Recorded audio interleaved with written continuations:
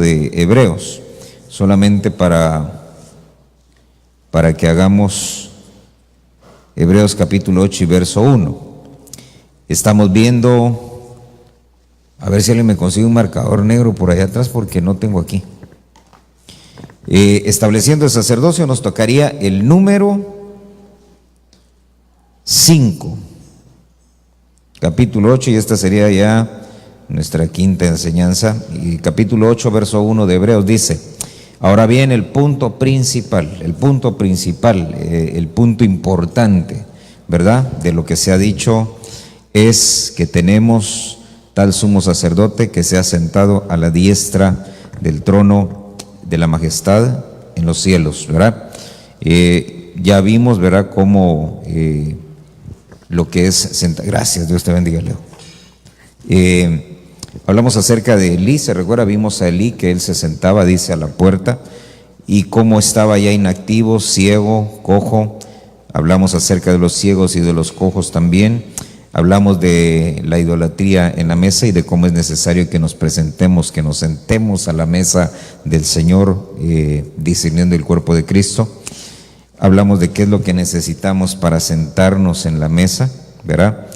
Recuérdese que establecer es poner a alguien en un lugar permanentemente, y el sacerdocio de Melquisedec es un sacerdocio permanente. Hablando de eso, vimos la iglesia de la Odisea, que es a la iglesia que el Señor le dice: si tú vences, dice, al vencedor le voy a conceder o le voy a dar que se siente conmigo. Y entonces empezamos a ver los problemas que tiene esa iglesia y que le impiden que se pueda sentar. Vimos al menos 11 cosas, ¿verdad? Y así rapidito, ¿verdad? No es una iglesia definida, es tibia, trata de ser parte del cuerpo, pero el mismo cuerpo la rechaza. ¿Por qué? Porque dice, esa condición de indefinición es lo que no permite integrarla.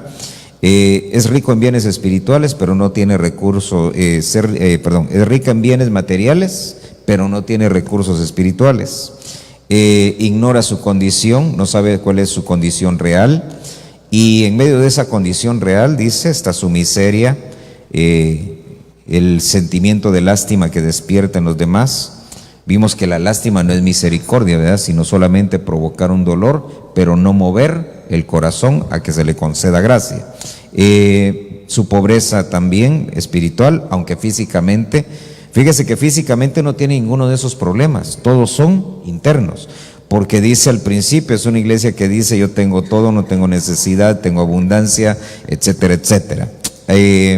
Está ciega, no tiene visión espiritual, está desnuda, no reconoce la cobertura. Es una doctrina que tal vez no le asienta, ¿verdad?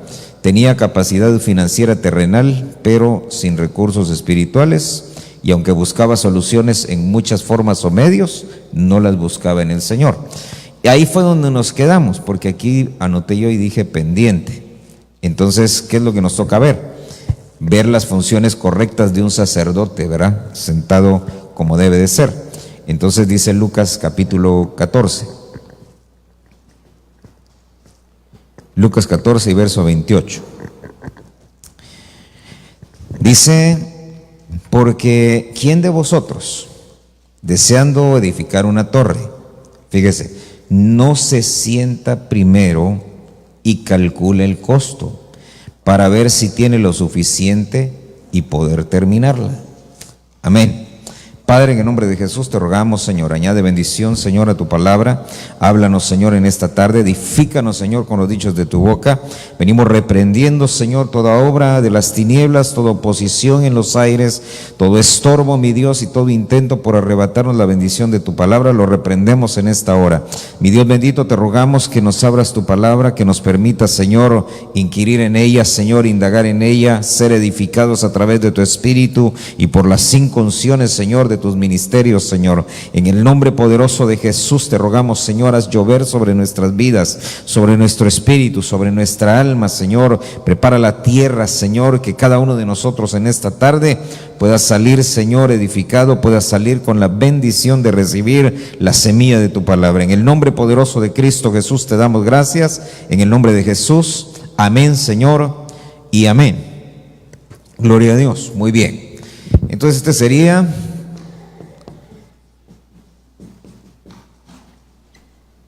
No, no es edificando, ¿verdad? Es estableciendo el sacerdocio. Lo voy a dejar así para no perder tiempo, ¿verdad? Pero es estableciendo el sacerdocio. Capítulo 8 y el quinto extracto que sacamos de ahí. Dice entonces, fíjese entonces, una de las cosas entonces que tenemos que aprender nosotros al sentarnos, ya hablamos de la mesa del Señor, pero dice ahí, hay que aprender a calcular los costos, aprender a calcular los costos. Fíjese entonces, porque hay al menos dos formas en las que podemos ver este versículo. Dice, ¿quién de vosotros deseando edificar una torre no se sienta primero y calcule el costo para ver si tiene lo suficiente para terminarla? Entonces, mire, por un lado, uno tiene que calcular los costos de seguir pecando. Amén. Entonces alguien dice, no, lo que pasa es que yo no quiero dejar eso y quiero seguir en eso. Lo sabio es calcular el costo de seguir pecando, de seguir en esa forma de vida, de seguir en esas cosas. Dice entonces, la otra forma sería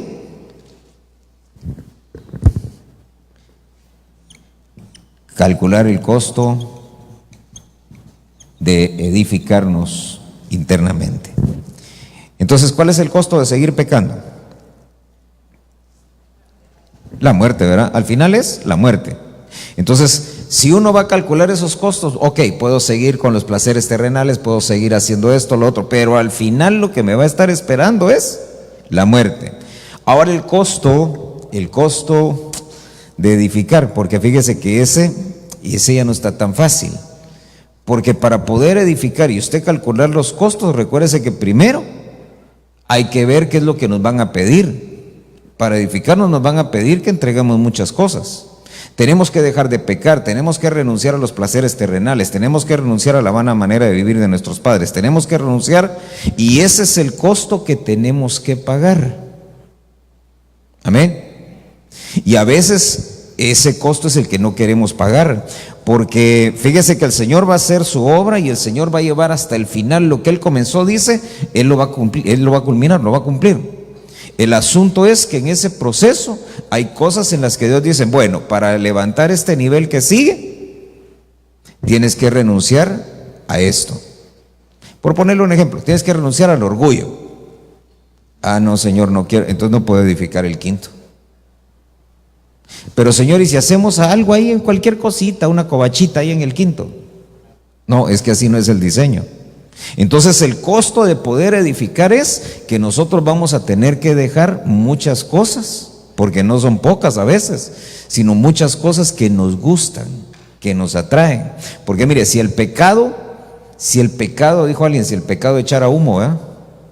Si el pecado dejara mal sabor de boca, pero el problema es que el pecado lo que deja es un deleite, y ese deleite puede durar horas, días, tal vez meses, pero al final se acaba. Y cuando se acaba es cuando entonces viene ese dolor interno, y ese dolor interno nos lleva entonces a un arrepentimiento, y entonces uno dice, ¿por qué lo hice? No debí de haberlo hecho. Pero uno ya se dio cuenta que hubo un precio que pagar por seguir pecando. Entonces mire cómo nosotros tenemos que aprender. Lucas 14, verso 31. Fíjese que eso es bien tremendo, porque muchos, por no estar dispuestos a pagar el precio, no van a poder ser completados para el día que suene la trompeta. Amén. Para ser arrebatado, ¿sabe qué? Uno tiene que tener la billetera en la mano, por decirlo así. ¿Para qué? ¿Cuál es el costo, Señor?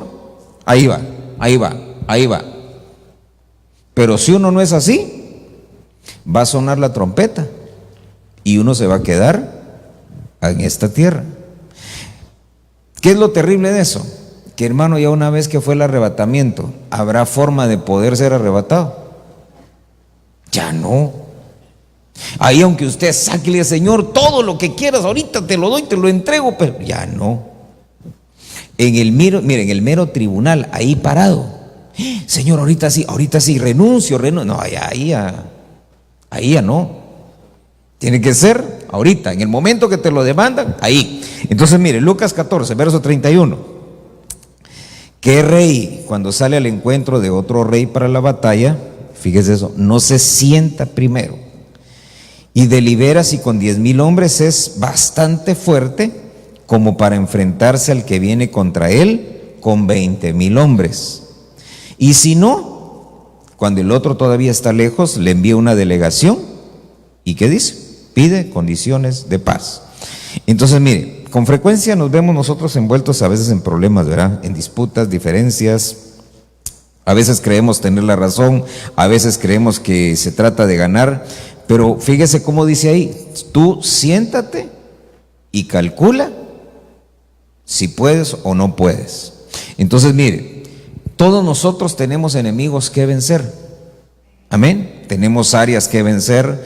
Hay, hermano, potestades que se levantan, huestes que se levantan, y con cada una de ellas dice, tú primero siéntate y calcula tus fuerzas para ver si puedes con él o no. Por eso mire, ¿qué fue lo que hizo David cuando vio a Goliat?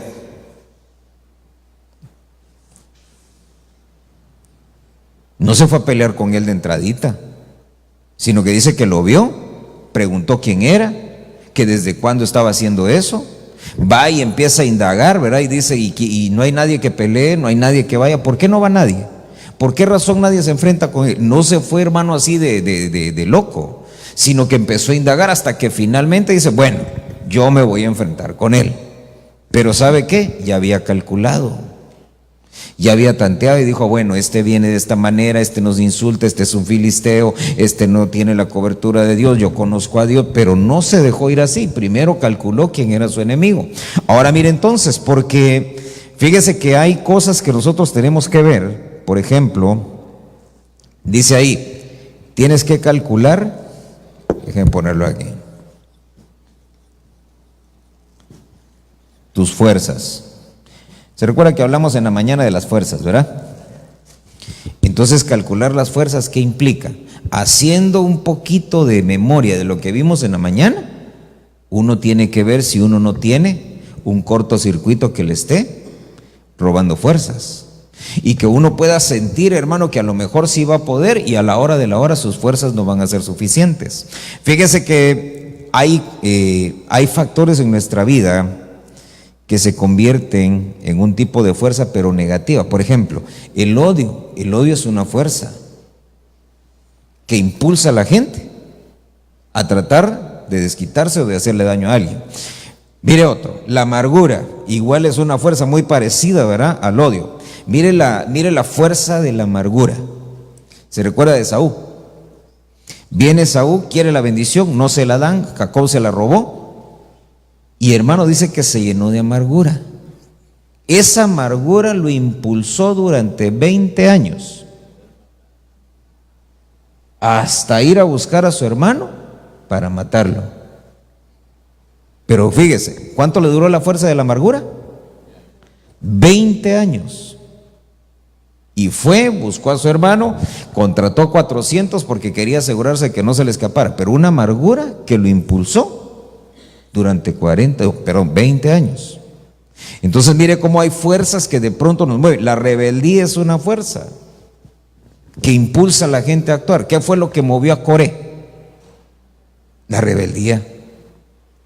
Y mire qué tremendo. Fue tal el arrojo, ¿verdad?, que se para enfrente de Moisés y lo reta. Hermano, después de ver todas las... Por eso dice, ¿verdad?, antes de levantarte y enfrentarte, ¿qué tienes que hacer? Calcula tus fuerzas, si puedes hacer frente. Fíjese que Coré se levanta, reta, hermano, a Moisés. Y hermano, yo digo, yo no sé dónde estaba Coré cuando las 10 plagas, cuando se abrió el mar. Porque hermano, mire, yo solo hubiera visto a Moisés y luego, a ver, si este levanta la vara, me voy a llenar de piojos, me voy a llenar de moscas, me voy a llenar de... ¿verdad? Y hubiera dicho yo, y yo no traigo vara. Pero mire cómo es eso de no medir uno sus fuerzas. Él se levantó, lo retó y al día siguiente se lo tragó la tierra. Abrió el mar Y a los días después abrió la tierra. Dí al que está a la par suya, calcula tus fuerzas. Mire esto, porque estamos hablando de otras fuerzas distintas de las fuerzas que Dios nos da. El espíritu de error es una fuerza también. Ahora, hay una fuerza que es más fuerte que todas. Y ese es el amor, dice la Biblia. Fuerte como la muerte es el amor. Y luego dice, ¿verdad? No lo ahogarán los ríos, ni lo anegarán no sé qué, etcétera, etcétera. Pero mire la fuerza que tiene el amor, que es capaz de vencer a la muerte. Por eso es que dice la Biblia, de tal manera amó Dios y dio a su Hijo. Luego dice, ¿verdad? Que el Hijo nos amó de tal manera que dio su vida. Y una vez que dio su vida, dice que le arrebató a la muerte las llaves. Entonces dijo, bueno, ahora ya la muerte ya no tiene potestad sobre ustedes. Mire qué tremendo, esa es la fuerza del amor. Es decir, que uno puede vencer a la misma muerte si uno tiene un amor como el que tiene Dios. Amén. Uno puede traer, mire qué terrible es eso, ¿eh? Uno puede traer de los mismos brazos o lazos de la muerte, traer de vuelta a alguien. Le pongo un ejemplo. Viene y llegan unos corriendo con el Señor y le dicen, Señor, Señor, Lázaro, tu amigo, el que amas, está enfermo. Ahorita voy. Y ese ahorita voy fueron 4 días. ¿Verdad? Y cuando el Señor llega, dice, ¿dónde está Lázaro? Señor, ya se murió. Se murió, Señor, y no estuviste acá. Díganme dónde lo pusieron. Entonces dice que fue. Y cuando llegó, se puso a llorar.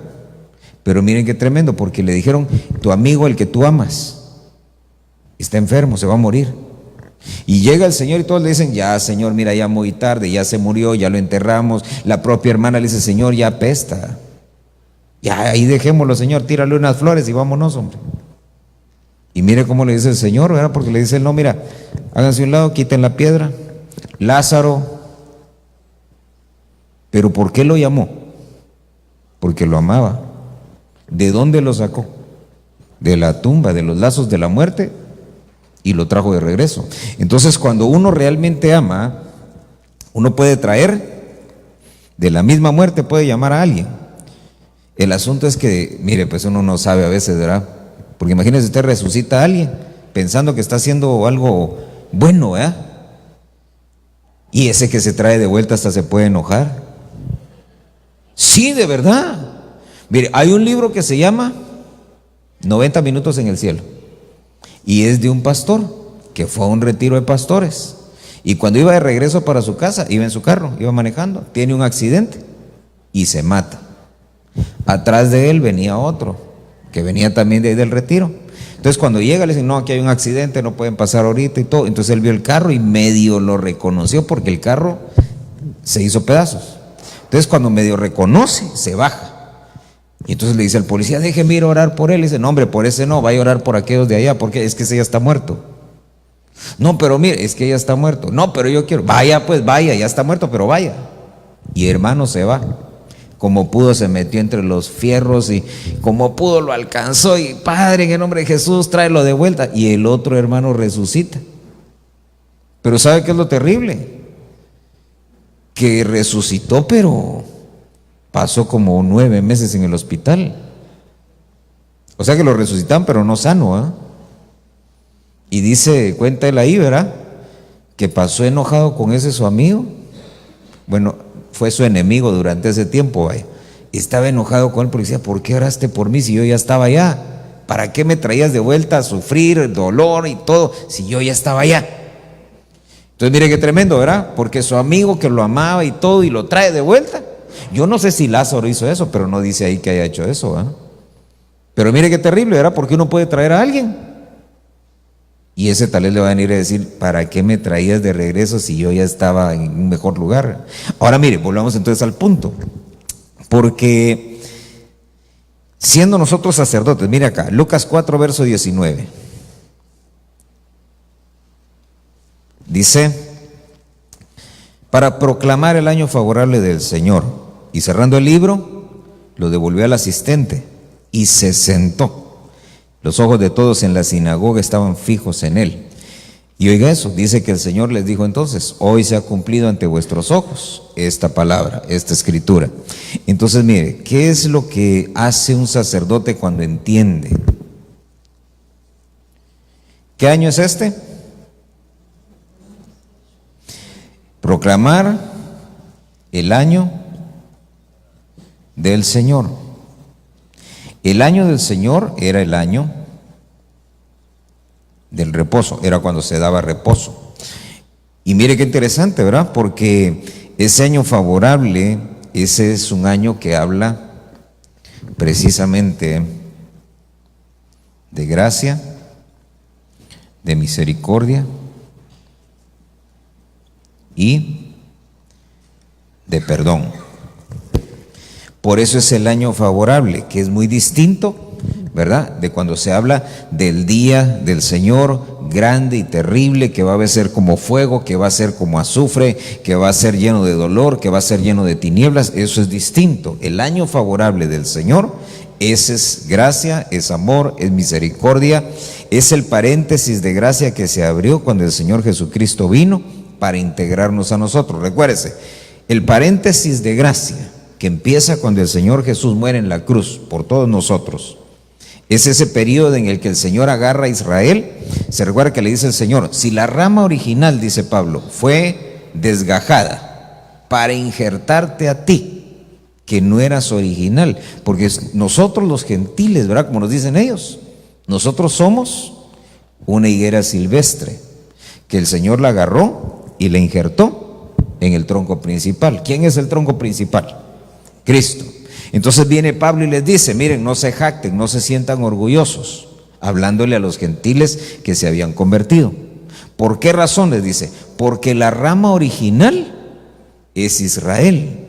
Y así como el Señor arrancó esa rama original para injertarlos a ustedes, puede quitarlos a ustedes y volver a poner a la original. Hablando él acerca de la restauración de Israel que tiene que suceder y de cómo el Señor los va a integrar también, después de haberlos arrancado, volverlos a meter otra vez dentro de Cristo. Mire entonces, porque dice acá Marcos capítulo 12, verso 41.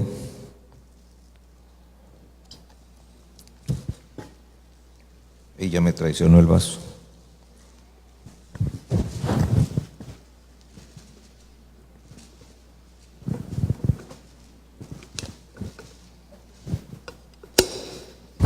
Ahí está. Marcos 12, ¿qué le dije? 41, ¿verdad?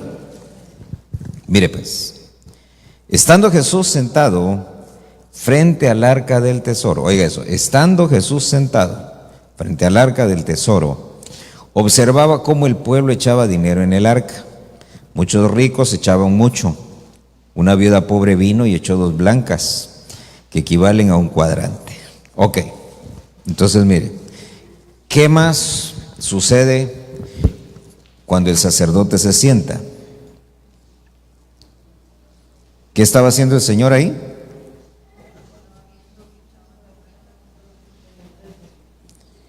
Vamos a ponerlo así: inspecciona las ofrendas. ¿Por qué razón? Recuérdese que allá en el Antiguo Pacto dice que antes de que el sacerdote presentara un cordero, un buey, una palomita sobre el fuego, todo tenía que ser inspeccionado primero, tenía que ser examinado. Entonces viene el Señor, dice que se fue a poner, hermano, frente al arca del tesoro, es decir, donde se depositaba lo que el pueblo ofrendaba.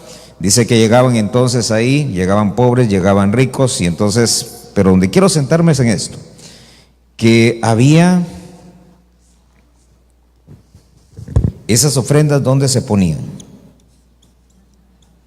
¿Cómo le llama?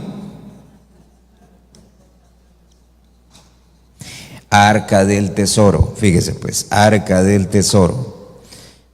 Ahí está el Señor, se sienta enfrente del arca del tesoro. Diga que se la pasó, el arca del tesoro. Entonces mire, vamos a ponerle contexto. Lucas capítulo 12, verso 34. Fíjese que el Señor, cada vez que usted y yo venimos, Él se sienta frente al arca del tesoro y empieza a inspeccionar lo que en esa arca nosotros ponemos. Dice, ¿ya tiene Lucas 12? Dice, porque donde esté vuestro tesoro, ¿qué dice? Ahí también estará vuestro corazón. Donde esté el tesoro, ahí va a estar el corazón. Entonces, si usted se regresa al capítulo 6, en Lucas capítulo 6, un poquito para atrás, verso 45. Entonces mire qué tremendo, porque dice ahí, donde esté el tesoro, ¿qué vamos a encontrar también? El corazón. ¿Y sabe qué pensé yo siempre? Pongo mi tesoro y entonces el corazón ahí va a estar en él. No. Fíjese que el arca del tesoro, esa arca del tesoro es el corazón. ¿Ya tiene capítulo 6? Verso 45. El hombre bueno, oiga eso, del buen tesoro, ¿de dónde? De su corazón saca lo que es bueno, y el hombre malo, del mal tesoro, saca lo que es malo, porque de la abundancia del corazón habla la boca. Entonces dése cuenta, ahí está el arca del tesoro, ahí es donde se mete. Obviamente si en el arca del tesoro se mete, el tesoro se saca del arca, ¿verdad? Entonces dice acá que del corazón se sacan los buenos pensamientos, los malos pensamientos. Y hablando de esa arca del tesoro, porque el tiempo avanza, acompáñame a Eclesiastés 9, porque aquí es donde quiero centrarme un poquito. El Señor se sienta frente al arca del tesoro. ¿Qué es el arca del tesoro? El corazón. Entonces el Señor lo que ve es qué es lo que nosotros metemos en el arca del tesoro. Recuérdese que dice ahí, Él se sentó y veía cómo los ricos llegaban, metían, los pobres llegaban. Es decir que todos, pobres o ricos, tenemos un arca del tesoro, un corazón. No hay pobre que no tenga corazón, ni rico que no tenga corazón. ¿Qué es lo que los hace distintos? Lo que cada uno puede meter en ese corazón. Entonces mire, Eclesiastés 9, verso 3.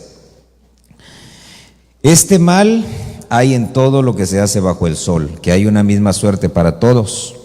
Además, oiga eso, el corazón de los hijos de los hombres está lleno ¿de qué?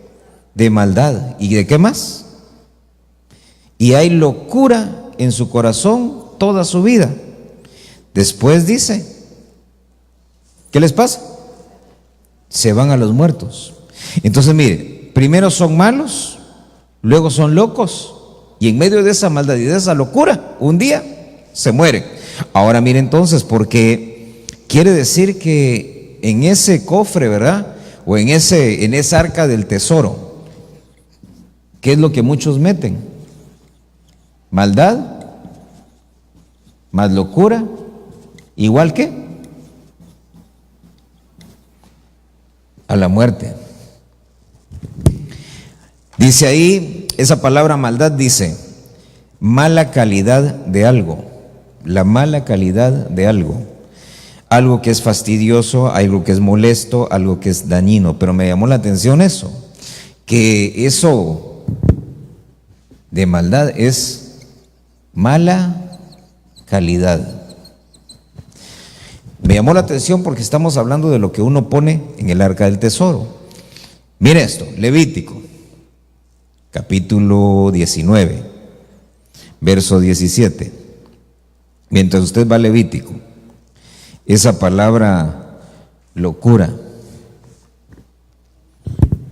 viene siendo algo así como la insensatez. Se recuerda que dice, no seas insensato, ¿por qué? Porque te puedes morir antes de tiempo. Dice entonces Levítico 19, verso 17. ¿Ya lo tiene? No odiarás a tu compatriota, mire eso, en tu corazón. Podrás ciertamente reprender a tu prójimo, pero no incurrirás en pecado a causa de él. Fíjese pues, no odiarás a tu compatriota en tu corazón. Podrás ciertamente reprender a tu prójimo, pero no incurrirás en pecado a causa de él. Entonces, el odio es un pecado,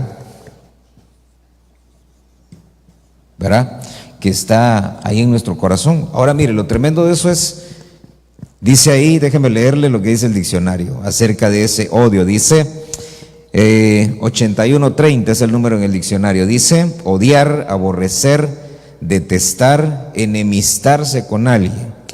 Y el diccionario Vine dice: esta palabra describe una emoción que va desde un odio intenso hasta la actitud menos fuerte de enemistarse. Entonces, dése cuenta, empieza como una enemistad, empieza a desarrollarse y termina convirtiéndose en un odio intenso. Ahora, ¿cómo es que uno se puede llenar de odio? ¿Cómo es que se puede desarrollar? Por eso, mire, uno no puede permitir que cosas pequeñas e insignificantes vengan y lo hagan a uno separarse de los demás. Amén. Todo tipo de enemistad, ¿a dónde va a conducir? Al odio. ¿Por qué? Mire cómo es la enemistad. Primero uno se va a enemistar y dice uno: me pisaste el callo, ya no te hablo. Así empieza. Pero luego, ¿qué sigue? Sí, ahí está, ahora hasta trae tacones más grandes, ¿ya? Burlándose de mí está, porque me pisó con unos más chiquitos.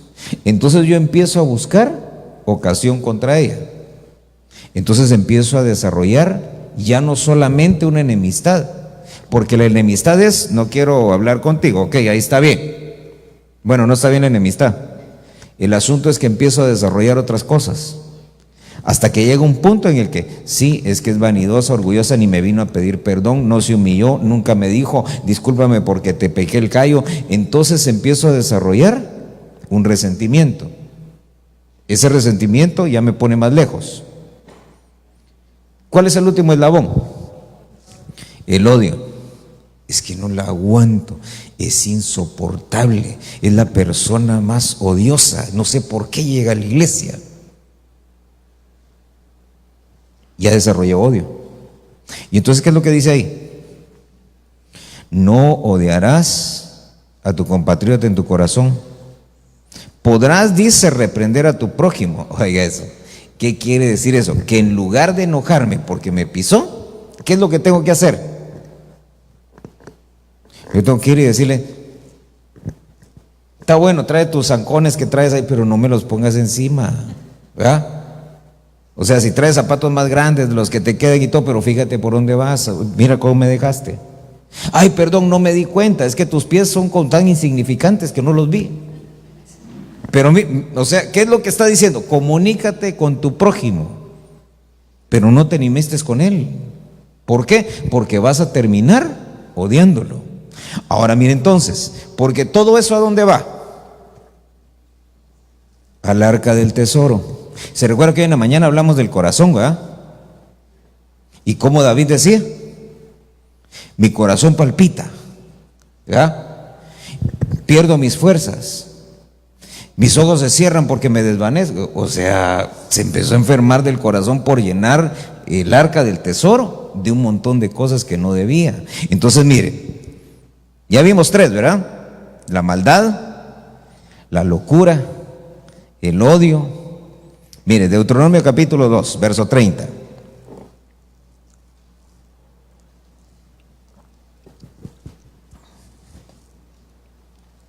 Dice: pero Sehón, rey de Hesbón, no quiso dejarnos pasar por su tierra, porque el Señor tu Dios endureció su espíritu, y oiga eso, hizo obstinado su corazón, a fin de entregarlo en tus manos, como lo está hoy. Entonces, fíjese esto. ¿Qué es? Ahorita le leo ahí el diccionario. Otro tesoro que no debería de estar en nuestro corazón, ¿verdad? La obstinación. Dice, mire el diccionario, dice: ser obstinado, según ahí el Vine, ¿verdad? Y la concordancia Strong, es mostrar uno resolución, persistir en algo, imponerse en algo, poder uno más que los demás. Entonces, mire, cuando dice ahí, hizo obstinado su corazón, ¿qué es? Que lo hizo resuelto. Resuelto es que así se hace porque yo lo digo y mi palabra es la ley. Entonces dice que él, cuando el pueblo de Israel dijo, mira, queremos pasar por ahí, danos permiso, te vamos a pagar lo que consumamos, no vamos a utilizar tu agua, y él le dijo no, se endureció contra ellos, se hizo obstinado contra ellos. Y lo que me llama la atención es que le dice el Señor, dice, se endureció su espíritu, hizo obstinado su corazón, ¿para qué? Para entregarlo en tus manos. Entonces mire, una de las cosas que tenemos que tener cuidado es no ser obstinados, porque a veces nosotros creemos tener la razón y cuando la tenemos es bien rico, ¿ah? Pero cuando no la tenemos, va en el matrimonio. Miren, el matrimonio sucede muy seguido, ¿ah? No sé si a usted le pasa, pero en el matrimonio es muy seguido. Uno cree tener, hermano, uno está resuelto y uno es obstinado, y a veces aún mostrándole el Señor a uno que uno está equivocado.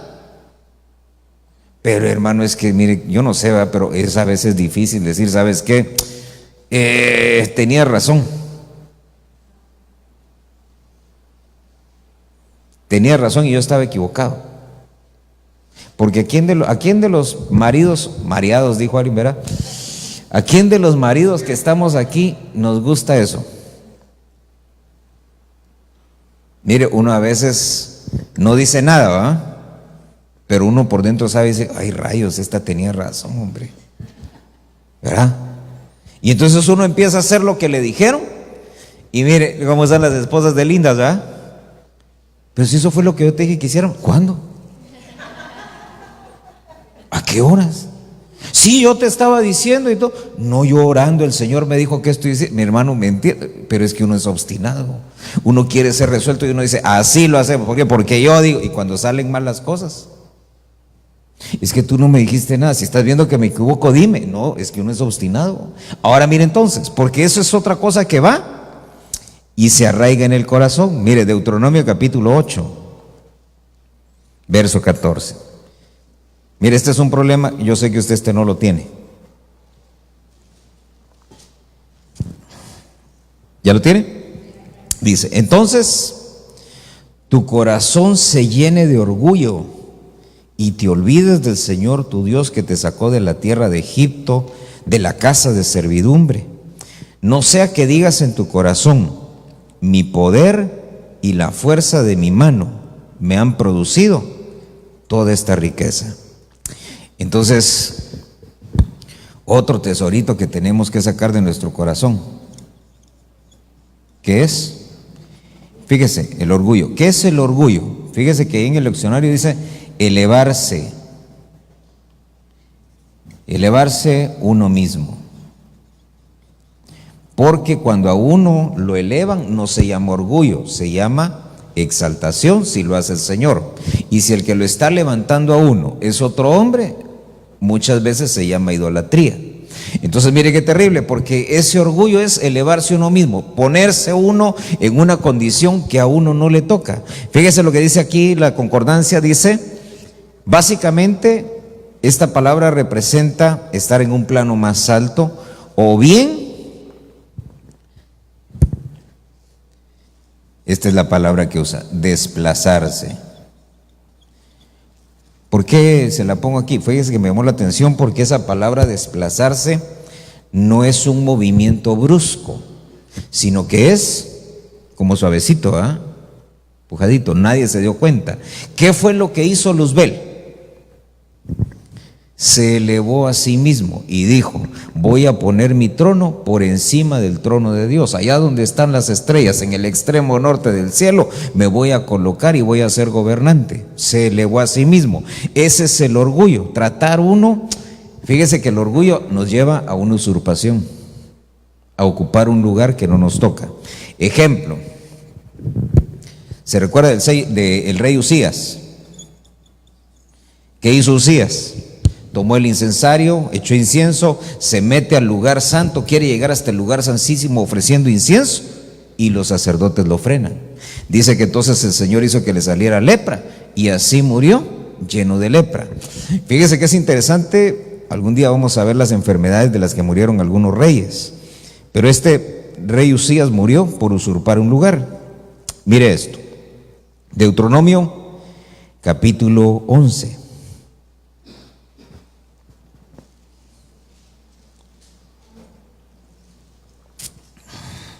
¿Ya lo tiene? Verso 16.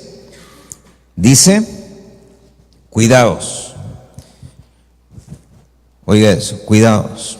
¿Sabe por qué me llama la atención? No dice que el Señor nos va a cuidar, sino que en este caso dice, cuidaos.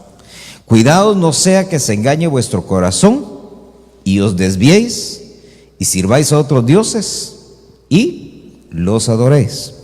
Entonces, mire, ¿qué más hay en el corazón? ¿O qué se nos infiltra el corazón? El engaño. Fíjese que ese engaño, déjeme que le lea. Dice, esa palabra engañar, dice, primariamente es una raíz que significa abrir, hacer algo espacioso. Dice, por lo general, en un sentido mental o moral. Y fíjese que me llamó la atención, porque esto es, no sé si usted ha oído ese término, unos que dicen, hay que ser open mind, ¿sí? ¿Qué es? Mente abierta. Fíjese que eso es lo que significa esa palabra, porque dice ahí, es literalmente, dice, la raíz significa abrir o hacer algo espacioso, dice, y generalmente se refiere en un sentido mental o moral. Entonces, ese engaño que llega a la mente, que se arraiga en el corazón y que está muy relacionado precisamente, eso de la mente abierta, está relacionado con lo que estamos viviendo ahorita. Ideologías de género y todas esas cosas. Y la gente dice, ¿cómo nos llaman a nosotros? Solo porque decimos, no, el matrimonio es entre un hombre y una mujer, ¿verdad? ¿Por qué? Porque así dice la Biblia, porque así lo está. Ya salieron ustedes con la Biblia, retrógradas. Estamos en el siglo XX, dicen el XXI. Ya eso es del tiempo pasado, eso es del siglo pasado. Tienen que abrir su mente. Y miren lo que dice ahí ese pasaje que leímos. Dice, ten cuidado, no seas de open mind, porque te vas a desviar y vas a terminar sirviendo a otros dioses.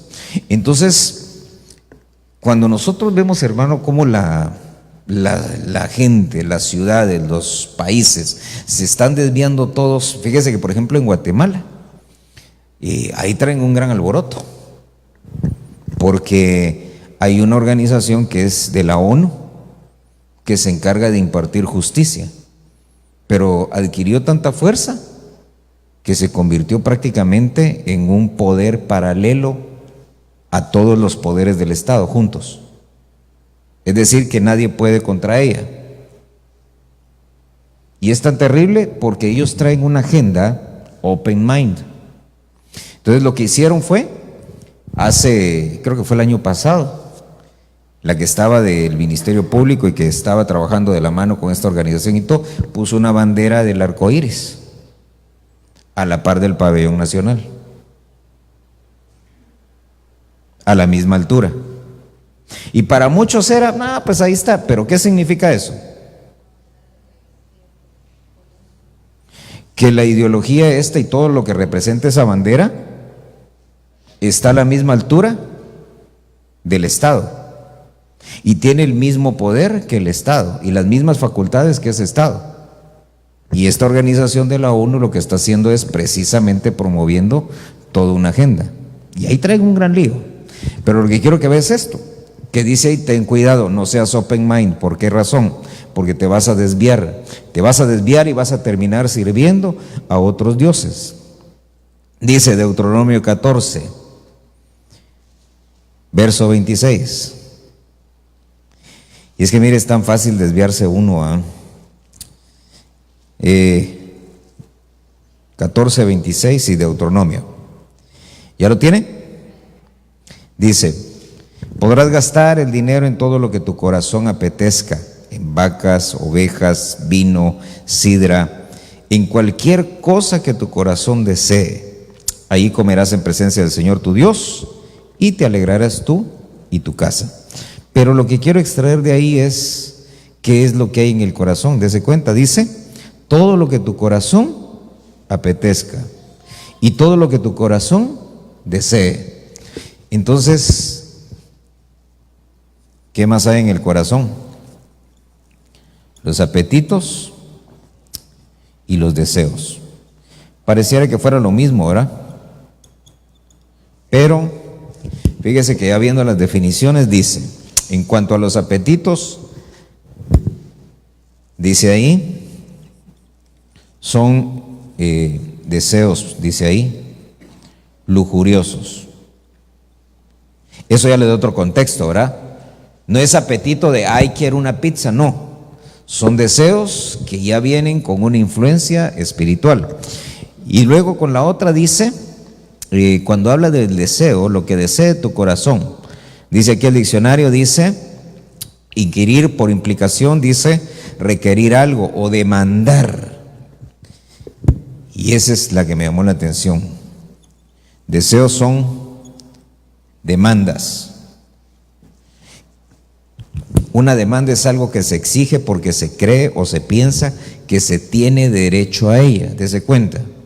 Una demanda es algo que se exige porque uno piensa que tiene derecho a eso. Entonces, por ejemplo, cuando alguien, digamos Estados Unidos, que es el país de las demandas, ¿verdad? Alguien viene y se cae, qué sé yo, usted va a... No hay pollo loco allá, ¿verdad? Pero usted va a un Whataburger y se resbala y se cae y se lastima un brazo. Entonces inmediatamente le llaman a una ambulancia, lo mandan al hospital y todo. ¿Por qué? Porque ellos no quieren que usted los demande. Amén. Entonces viene usted y entonces dice usted, no, pero los voy a demandar. Y entonces los demanda por $5 millones. Y ahí está el litigio y finalmente le dice el juez, bueno, no le vamos a dar 5, pero le vamos a dar 1. Pero esa demanda cuando se presenta dice, el cliente llegó y pues él tenía derecho a ser atendido, pero no recibió eso, sino que se lastimó allá adentro. Entonces ahora él tiene derecho, ¿verdad?, a una compensación por el daño que le ocasionaron. Porque así dice la ley, uno tiene derecho a una compensación por el daño que le ocasione. Entonces, mire cómo de pronto el corazón que se llena de apetitos y de deseos empieza a demandar, no si se puede, no si hay forma, no si es válido, sino que el corazón solo dice, lo quiero y lo quiero. Y entonces empieza el problema, ¿verdad? Porque el corazón empieza a cargarse. Entonces, mire, Deuteronomio capítulo 15.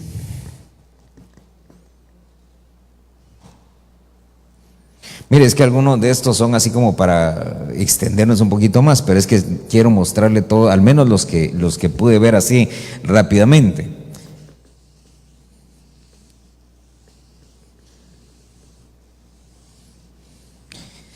Pregúntale que está en la pasilla, ¿qué te demanda tu corazón? Alguien va a decir, mi corazón no, el corazón de mi mujer, hermano. Mire pues, ya tiene 15:9, Deuteronomio. Cuídate de que no haya pensamiento perverso en tu corazón, diciendo, el 7º año, el año de remisión está cerca. Y entonces mires con malos ojos a tu hermano pobre y no le des nada. Y mire, hermano, esto sí me llamó la atención. Porque él podrá clamar al Señor contra ti. Y esto, ¿qué dice? Rayos, hermano. ¿Sabe por qué? Porque, déjenme ponerlo acá, este es el 7, ¿verdad? ¿Qué son? Pensamientos, ¿qué dice? Perverso. Déjeme decirle que es perverso. Dice, un pensamiento perverso es, dice, significa, no sé si usted ha visto esta palabra alguna vez. No, así no, está feo. Mejor así.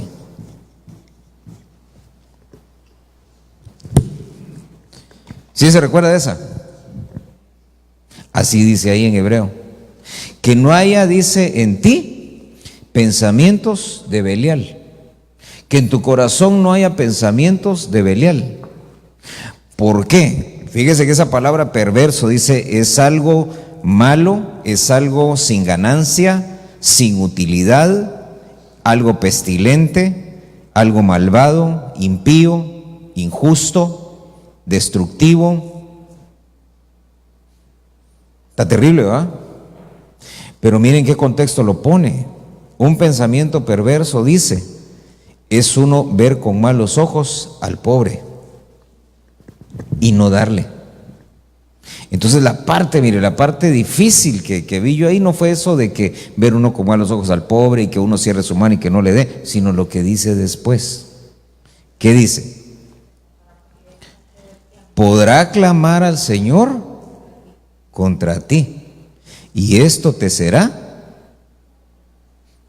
Entonces quiere decir, mire pues, quiere decir que aún ver uno con malos ojos y no darle al pobre no es pecado. Amén. ¿Qué es lo que convierte esa actitud en pecado? Que el pobre clame al Señor. Y ya nos llevó el río, ¿va? Está tremendo, ¿va? ¿Sabe que dice? Es como aquel pasaje que dice, ¿verdad? Que la mujer cuando ora y le pide al Señor, si ella en su oración le pone una queja, la hermana dijo, una queja del esposo. Señor, mira a mi marido, Señor, me está ofendiendo. Ya nos llevó el río, hermano. Ya. ¿Sabe por qué? Porque dice la Biblia, en ese momento frenan todas las oraciones del marido hasta que se arregle con la esposa. Y entonces uno puede estar ahí, Padre, fuera en el nombre de Jesús, reprendo las oposiciones, hasta que se arregle. Y lo mismo sucede si el pobre clama. Yo sé que ahorita se le llenaron en la mente así un montón de pobres que tal vez los ha ignorado, ¿ah? Rayos, ojalá que si no se haya puesto a orar, ¿va? ¿Por qué? Porque entonces tenemos, ¿sabe qué? Pecados de los cuales, por eso miren la Santa Cena, qué importante es decirle uno al Señor, Señor, y de los que no tengo conocimiento. Por eso, mire, ¿por qué David oraba y decía, Señor, de los pecados que me son ocultos, líbrame? Porque uno de esos pecados ocultos es este. Uno puede ver, mire, uno puede ver un pobre en la calle y decir, no, no traigo monedas, hombre, fregar a otro lado. Y usted sigue. Pero si ese es cristiano y en la noche llega ofendido y se pone a orar, Señor, mira, ese casi me atropella, Señor, y atrás decía, soy de Cristo. ¿Va? Entonces allá arriba sacan un libro con su nombre.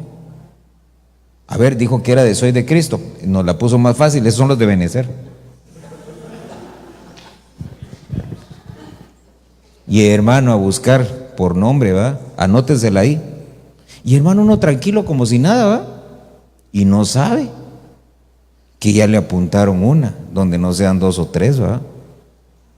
Por esa razón, mire, dice que no haya pensamiento infructuoso, que no haya pensamiento inútil en tu mente. Por eso, mire, no es de pensar, sí, porque hay unos que dicen, ¿verdad? Si esos que piden ahí, un montón de dinero que se llevan, usted no sabe cuánto les quita la policía. Usted los ve pidiendo, pero usted no sabe al final del día a quién le tienen que ir a pagar y cuánto. Esa es la parte. Entonces, mire, en lugar de tener pensamientos perversos, ¿verdad? Ese cenicero que usted no utiliza para nada, yo espero que no lo utilice, ¿verdad? Échele monedas. Sí, todas las moneditas que usted recibe y todo, va echándolas ahí, y cuando pase, va, usted reparte en el nombre de Jesús, Señor, ahí va, Dios te bendiga, que Dios te ayude. Ya se quitó un estigma de encima. Mire, yo pienso, yo digo,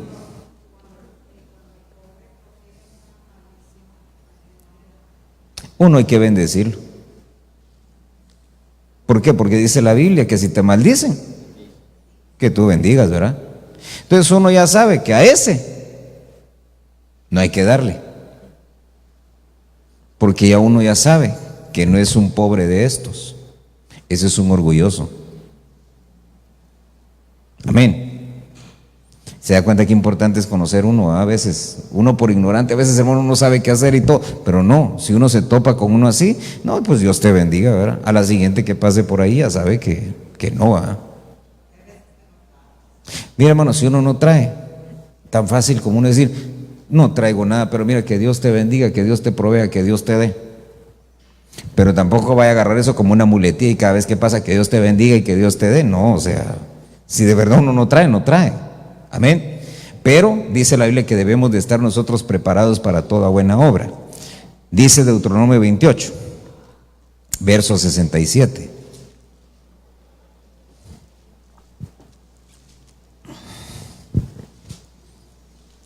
Dice,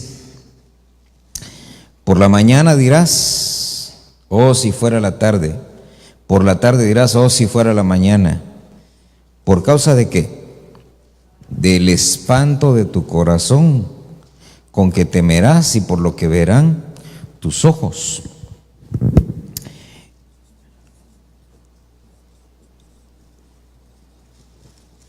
Espanto, otras dicen terror. Mire lo que dice el diccionario. Dice, es una alarma súbita. Dice, se refiere esta palabra, dice, a un objeto al cual se le teme, algo que es objeto de temor, un sentimiento, un espanto, un horror, miedo, terror, temor, una presencia, un pavor que se siente. Ahora mire, eso del espanto, hermano, es algo que nosotros tenemos que tener cuidado. Se recuerda que Job dice, a la noche dice, cuando ya todos están durmiendo, a la hora dicen de que todos descansan y todo, y dice, yo me desperté y vi, y delante de mis ojos, un espanto, algo que lo aterrorizó. Entonces, cuando una persona, hermano, padece precisamente de estas cosas, de espanto, terrores nocturnos, como le dicen, ¿verdad? Que hay que ministrar ahí, hay que ver qué es lo que trae en su alma, ¿sí?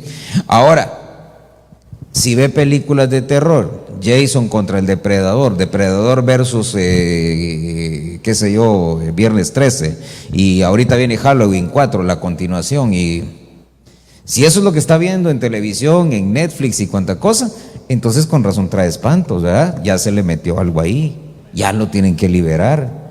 Lo mismo sucede con los niños que tienen de pronto terror y todo, hay que ver qué es lo que ven. ¿Por qué? Porque no todos podemos asimilar las cosas de la misma manera. Mira, hay gente, usted no es uno de ellos, estoy seguro, pero hay gente que pueden ver una película de terror y risa les da. Sí. O sea, tienen, ¿qué le digo? Son como indolentes. ¿Sí? No les afecta. Están viendo la película, comiendo palomitas y riéndose, y el que está a la par, hermano, está pero blanco, pálido, hermano, y no puede salir corriendo porque si se levanta se desmaya. Y el que está ahí riéndose, hermano, risa y risa, y jujuju, y luego llega contando la película y dice, no, es que salió esto, salió lo otro y todo, y risa le da. Pero hermano, eso son raros. Alguien que ya tiene el Espíritu de Cristo y el Espíritu del Señor no tiene esa capacidad. Por el contrario, se contamina. Entonces, después resulta, ¿verdad? Con problemas, ¿verdad? De que ve cosas y se acuesta y solo cierra los ojos, y cuando cierra los ojos ve unos que se le abren así que lo ven. Esos ya son espantos. Pero todo eso, ¿dónde está? En el arca del tesoro. Mire, eso es lo que me llamó la atención, que se atesora, se guarda ahí, ahí está. ¿Y quién es el que se pone frente al arca del tesoro? El Señor. Entonces Él se sienta y dice, a ver tu arquita del tesoro, ¿qué es? El corazón. A ver qué estás metiendo en tu tesorito. Y ahí, ¿verdad? Películas de terror y cuantas cosas y todo. Y esas cosas son precisamente las que contaminan entonces nuestro ser interior. Mire pues, Deuteronomio 29, verso 19.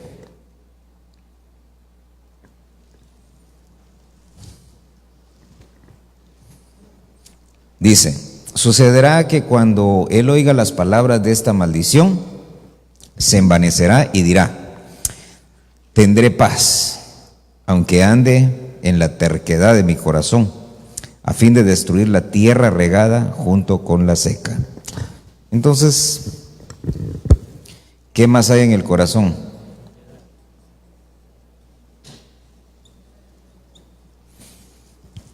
Mire qué dice el diccionario. Dice terquedad, alguien que está firme, dice, en algo que se ha propuesto, que se hace duro, que no permite que lo muevan de ahí. Dice, también se puede traducir como imaginación o una obstinación del pensamiento.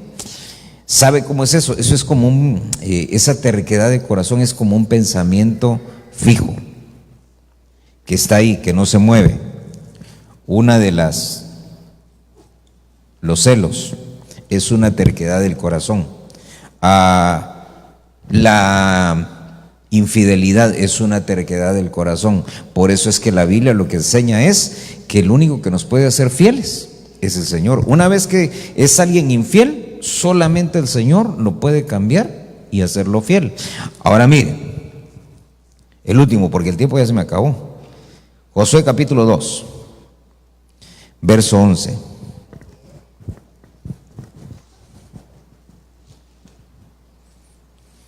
¿Ya lo tienen? Mire, están hablando en este pasaje acerca del reporte que ellos recibieron de los espías y de cómo ese reporte les afectó.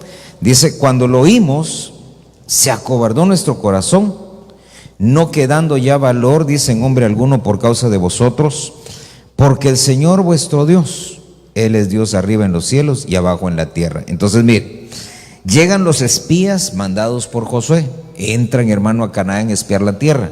Y cuando están ahí espiando la tierra, dice que se encuentran, hermano, con Rahab, y entonces ella los esconde. Y cuando los esconde, ellos le preguntan, pero ¿por qué nos estás ayudando? ¿Por qué nos has abierto las puertas de tu casa? Y entonces viene y le dice, lo que pasa es que cuando nosotros escuchamos todas estas cosas acerca de Israel, nuestro corazón se acobardó, nuestro corazón se llenó de cobardía, no quedó valor alguno en los hombres por causa de vosotros, porque el Señor vuestro Dios es Dios arriba en los cielos y abajo en la tierra. Entonces, fíjese que esa palabra